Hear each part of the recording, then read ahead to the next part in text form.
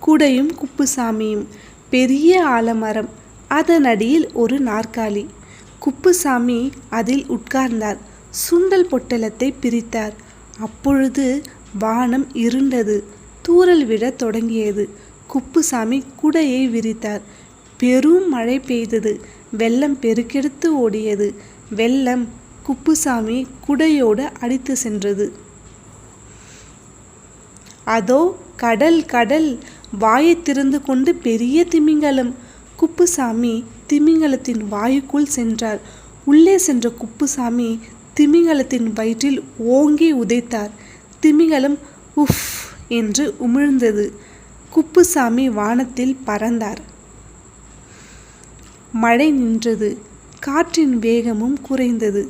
குப்புசாமி மெல்ல மெல்ல தரையிறங்கினார். அங்கு கட்டியிருந்த வலையில் தொப் என்று விழுந்தார். அப்பாடா, இனி சுண்டல் சாப்பிடலாம் என்று சுவைத்து சாப்பிடத் தொடங்கினார் குப்புசாமி.